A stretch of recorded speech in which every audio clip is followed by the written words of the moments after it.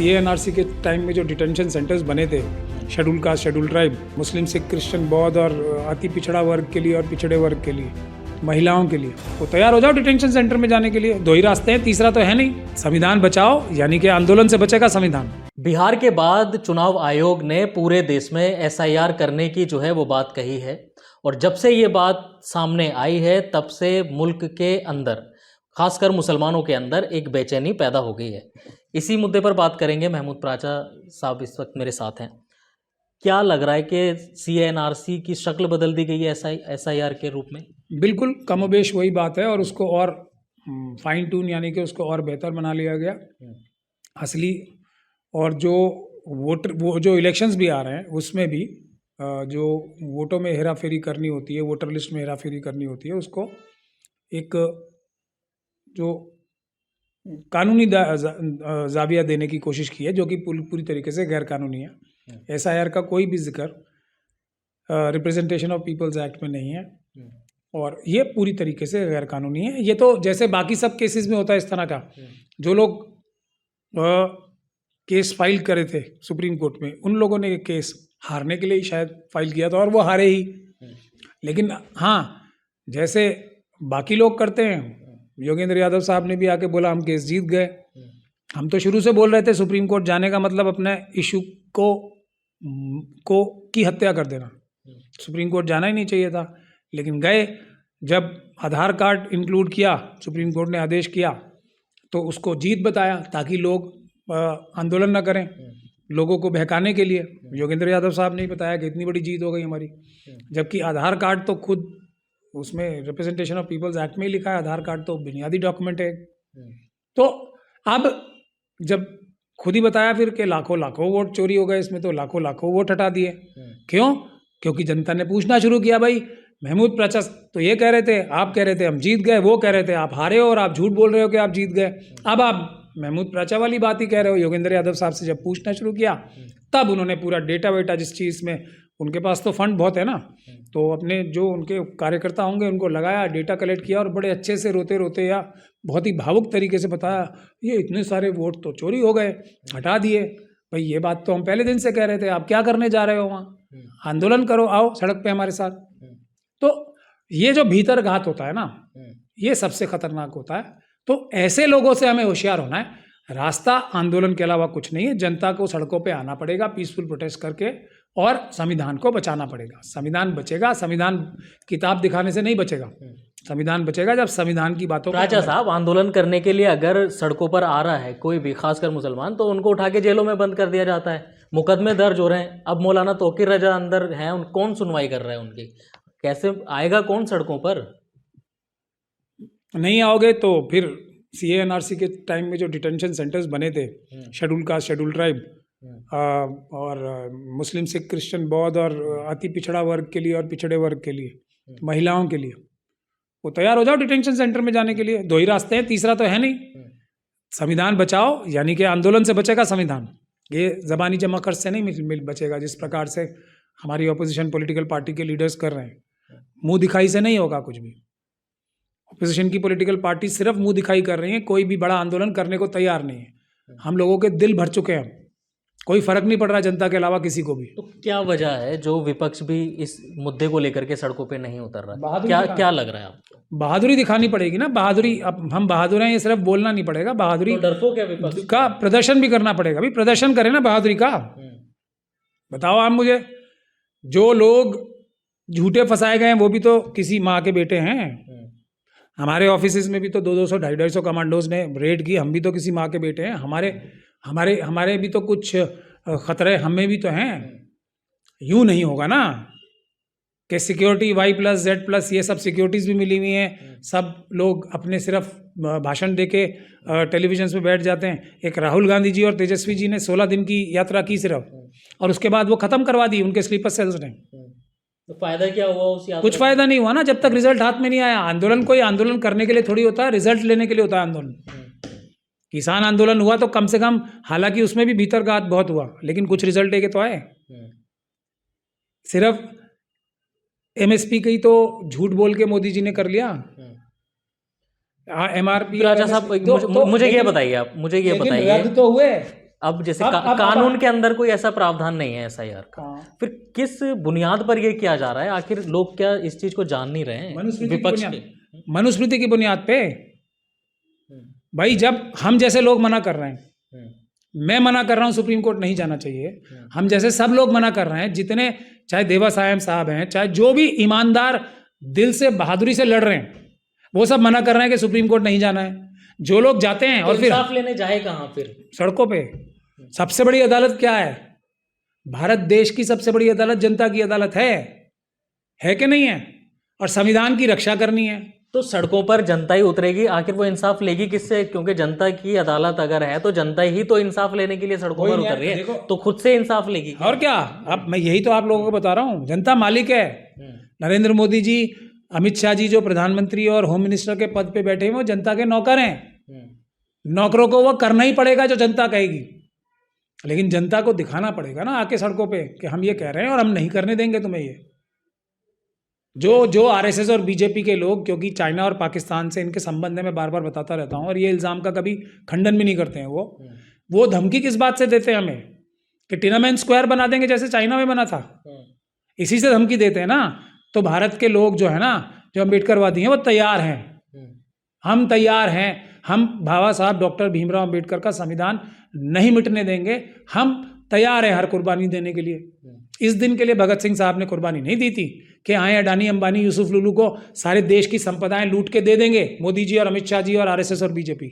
इस दिन के लिए नहीं मिली थी आज़ादी। अब राजा साहब, ये जब से चीज़ सामने है तो मुसलमान जो है वो ज़्यादा खौफ महसूस कर रहा है। फिर दोबारा से कुछ डिटेंशन सेंटर की कुछ वीडियो हैं जो लोग आपस में शेयर कर रहे हैं।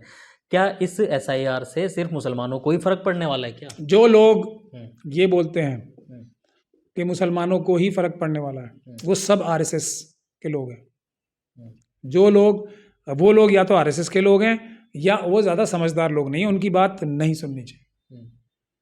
मुसलमानों का भी नंबर है इसमें, ऐसा मैं नहीं कह रहा कि मुसलमान नहीं होंगे, लेकिन सबसे ज़्यादा शेड्यूल कास्ट, शेड्यूल ट्राइब, उसके बाद मुसलमानों का तीसरा नंबर है। सबसे पहला नंबर शेड्यूल ट्राइब का है, उसके बाद शेड्यूल कास्ट का, तीसरा नंबर मुसलमानों का, उसके बाद सिख क्रिश्चियन बौद्ध का, उसके बाद अति पिछड़ा वर्ग का, और उसके बाद पिछड़े वर्ग का, यानी कि जो एससीबी है ना, जो बहुत ज़्यादा पिछड़े वर्ग के लोग हैं ओबीसी में भी, उनका, और फिर ओबीसी के लोगों का नंबर है।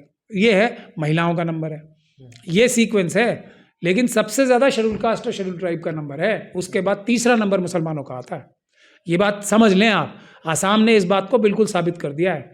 जो काम सिर्फ आरएसएस और बीजेपी ने ये बोल के कराया था कि हम मुस्लिम्स को पकड़ के बंद कर देंगे, 1.5 करोड़ मुस्लिम हैं, 1 करोड़ मुस्लिम हैं, 50 लाख मुस्लिम हैं, बांग्लादेश से आए हुए मुसलमान हैं असम में।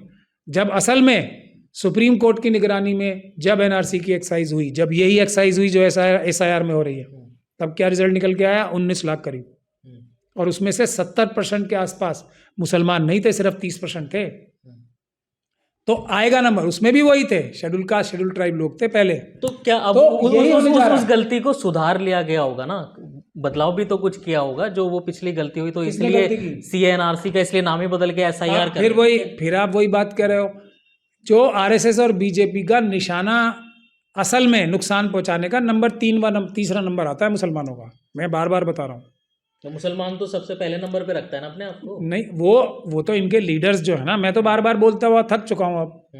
जब अपने लीडर्स की बात सुनना बंद कर देंगे, जब शेड्यूल कास्ट, कौन सुनना बंद कर देंगे? अवाम, बिल्कुल टोटल बाइकॉट। जो आरएसएस से संबंध रखता है, चाहे सगा भाई हो, सगा बाप हो, सगी माँ हो, जो आरएसएस से बिल्कुल संबंध रखता है, बीजेपी से संबंध रखता है, उससे टोटल बाइकॉट। जो मिलने भी चाहता है उससे भी बाइकॉट। नहीं, ये तो कोई हल नहीं है ना। नहीं है तो फिर क्या भाई देखो, ये तो कोई हल नहीं है। ये तो मेरा हल है। अब किसी को पसंद आ रहा है तब भी मेरा ही हल है, नहीं पसंद आ रहा तब भी मेरा ही हल है। बाकी सारे हल जितने भी बड़े बड़े लोग दे रहे हैं, सब लोग दे रहे हैं ना, सब लोगों ने बहुत सारे हल दिए। उससे अगर फायदा हो जाए तो मैं तो बेचारा छोटा सा एक अम्बेडकरवादी हूं ना, मैं बोल रहा हूं अपनी बात। जब सब जगह थक जाओ तब मेरी बात मान लेना। बात करनी बंद करनी है, कोई भी कनेक्शन ही नहीं रखना है आरएसएस और बीजेपी के लोगों से, बात ही नहीं करनी। जब बहकाएंगे तो जब उनकी बात करेंगे और बात सुनेंगे उनसे, बात करनी बंद करनी है। तो मुसलमान तो वैसे भी कम लगता है बीजेपी की तरफ और आरएसएस की तरफ ये कि भाई मुसलमान तो वोट ही नहीं देता। तो ये झूठ बात है। कितने मुसलमान हैं जो, एक तो सारे हमारे टॉप के उलमाए सूई जितने भी हैं सब आरएसएस की गोदी में बैठे हैं, सब आरएसएस के लोगों से दोस्ती बढ़ा रहे हैं। आप तो सब हर चीज में उलमाए सू को ले आते हैं बीच में, जिसमें उलमाओं का मैं क्या करूं? जो सच है उससे मैं भी झूठ बोलने लगूं? लोग जो आलिम हैं उनकी बात सुनते हैं ना, तो आलिमों की शक्ल में उलमाए सू हैं। यही सबसे बड़ी खराबी है। मुसलमानों का जो बहाना बनाया जाता है ना, वो सिर्फ और सिर्फ उलमाए सू और जो दूसरे जो आलिम अपने आप को बताते हैं पॉलिटिकल लीडर मुस्लिम्स के, और जो दूसरे लोग हैं, उन्हीं की बुनियाद पे तो बाकी लोगों का भी जो शोषण हो रहा है शेड्यूल ट्राइब का हो रहा है। किस बुनियाद पे? सिर्फ मुसलमानों का बहाना बना के ही तो हो रहा है। मुस्लिम लीडरशिप ठीक हो जाएगी तो किसी भी वीकर सेक्शन के खिलाफ इनको कोई रास्ता ही नहीं मिलेगा नुकसान करने का उनका। ना शेड्यूल ट्राइब का नुकसान कर पाएंगे, फिर ना कोई शेड्यूल कास्ट का, ना मुस्लिम या ना सिख का, ना क्रिश्चियंस का, ना बौद्ध का, ना ओबीसी का, किसी का नुकसान नहीं कर पाएंगे। शुरुआत मुसलमानों से करते हैं, बहाना मुसलमानों को बनाते हैं, असली निशाना इनका वही होते हैं। ये बात समझनी पड़ेगी हमें, और मुस्लिम कम्युनिटी को सबसे पहले समझनी पड़ेगी। तो एक तो हौसला नहीं खो रहा है, हम सब लोग मिलके करेंगे, शेड्यूल कास्ट शेड्यूल ट्राइब और दूसरी जो सिख क्रिश्चियन बौद्ध हैं और ओबीसी के लोग हैं, महिलाएं हैं, हम सब करेंगे। 90% देश की जनता इससे पीड़ित है, 90% से ज्यादा। आप लोग ज्यादा परेशान मत हो, तैयारी लेकिन करो, बेदारी फैलाओ, बताओ कि असम का एग्जाम्पल मैं बार बार इसीलिए बता रहा हूं, 70% मुसलमान नहीं होंगे जिनका नाम कटेगा। अभी आप बिहार में जाके देख लो क्या हो रहा है। मेरी बात बाकी लोगों की तरह नहीं है, मैं कोई भी बात मेरा कोई लालच नहीं है, मैं कोई इलेक्शन में जाके किसी पॉलिटिकल पार्टी को मदद नहीं करना चाहता। मैं सिर्फ आरएसएस और बीजेपी को रोकना चाहता हूं। किस लिए? उसकी दो वजह है। पहले तो बाबा साहब से ज़्यादा समझ मुझे नहीं है। बाबा साहब ने खुद मना किया आरएसएस से और उनसे संबंधित किसी भी संगठन से कोई ताल्लुक नहीं रखना चाहिए। वही बात तो मैं कह रहा हूँ, मैं कौन सी नई बात कह रहा हूँ? जो बाबा साहब ने कही है वही बात कह रहा हूँ। और दूसरी बात ये कि और सारे तरीके आप आजमा लो, खूब आजमाओ, खूब बात करो, जाओ मोहन भागवत जी से बात करो, मस्जिदों में बुलाओ उनको युग पुरुष बताओ, क्या क्या बताओ, मुझे फर्क नहीं पड़ रहा है। जब सच की तरफ आओगे, जब आरएसएस और बीजेपी के लोगों से बात करना बंद करोगे। आप मुझे बताओ ना, शेड्यूल कास्ट के लोग नहीं है क्या आरएसएस में? शेड्यूल कास्ट और शेड्यूल ट्राइब के तो 131 मेंबर ऑफ पार्लियामेंट लोकसभा में हैं। मुसलमानों से बुरी हालत है उनकी, है कि नहीं है? आज भी नहीं समझ में आ रही, क्यों? क्योंकि वो आरएसएस और बीजेपी से बात करते हैं, उनके कनेक्शन में रहते हैं, उनकी पार्टी से टिकट लेके आते हैं। अब कर लो। तो अब क्या लग रहा है इसको कैसे रोका जाएगा, या जो चुनावी माहौल चल रहा है उसको लेकर? पहला काम टोटल बायकॉट। किसका? आरएसएस और बीजेपी के लोगों को सबको दूर से हाथ जोड़े, सलाम करें, bye bye, thank you, tata. आप जो भी हो, बड़े हो, हमसे बहुत बड़े हो, हमें आपसे कोई बात नहीं करनी, हम हमसे बात ही नहीं करना चाहते, ना आपसे कोई इंटरेक्शन रखना चाहते हैं। आप बहुत बड़े लोग हो, ना नेताओं से ना जिसने आरएसएस और बीजेपी से बात कर ली, हम उससे बात नहीं करेंगे। बात भी कर ली, खत्म। और अगर करनी छोड़ दें तो फिर हमारे हो ही, मसला ही हल हो जाएगा, हफ्ते में देश सुधर जाएगा। मतलब फिर वो उनके घर वापसी हो जाएगी, वो उनकी संविधानवाद की तरफ वापसी हो जाएगी। अभी वो मनुवाद में भटके हुए हैं, या मनुवाद को ये सोच रहे हैं मनुवाद से हम कुछ फायदा उठा लेंगे। किसी का कुछ फायदा होना ही नहीं है। करते रहो जितनी कोशिश करनी है। आज मान लो मेरी बात, बाबा साहब की बात ये है, कल मान लो, 1 साल बाद मान लो, 10 साल बाद मान, बात ही नहीं करनी, बस बाय बाय, टाटा। तो क्या चाहे तुम्हारा प्रोटेस्ट तो होगा, लेकिन जिस दिन पहली वाली बात लोगों ने मान ली, फिर प्रोटेस्ट की भी आवश्यकता नहीं है, फिर खत्म, फिर संविधान ही संविधानवादी रह जाएंगे। बायकॉट कर देंगे तो प्रोटेस्ट की क्या कर लेंगे? फिर क्या कर लेंगे वो? फिर कुछ किसी चीज़ की जरूरत बात नहीं करनी। लेकिन ये मैं इसीलिए अपने साफ एग्जाम्पल देके, अपना सगा बाप, सगा भाई, सगी बहन, माँ, वो भी अगर आरएसएस और बीजेपी के साथ है या उनके टच में है, बात नहीं करनी, बायकॉट, खत्म। ये एक सोल्यूशन है, सबसे आसान सोल्यूशन है, बात ही नहीं करनी। और दूसरा तो आंदोलन है ही, संविधान बचाने के लिए आंदोलन, वो भी होगा, और दोनों साथ हो जाएं तो सोने पे सुहागा है। लेकिन पहला ही हो जाए तो दूसरे की मुझे लगता है ज़रूरत नहीं पड़ेगी, पर बात करनी बंद करनी पड़ेगी। चलिए, बहुत बहुत शुक्रिया प्राचा साहब। देखिए, एसआईआर का ये आने के बाद में चुनाव आयोग का जो बयान आया सामने कि पूरे देश में एसआईआर की जाएगी, तो ये एक माहौल तो कहीं ना कहीं बना है। फिर दोबारा से लोग सीएएनआरसी की बात करने जो है वो शुरू कर चुके हैं, और कुछ तस्वीरें जो है वो डिटेंशन सेंटर की वो शेयर हो रही हैं, खासकर मुसलमानों के अंदर, कि ये देखो सरकार तैयार करा रही है। लेकिन अभी आने वाला वक्त ही बताएगा कि किसकी नागरिकता जाती है, किसको इस पे ज़्यादा असर पड़ता है, ये तो आगे देखने वाली बात होगी। लेकिन कहीं ना कहीं एक बार फिर से इस मुद्दे को हवा देने का काम इलेक्शन कमीशन ने कर दिया है। दिल्ली से द पिलर इंडिया के लिए मैं अब्दुल वाजिद चिश्ती निज़ामी।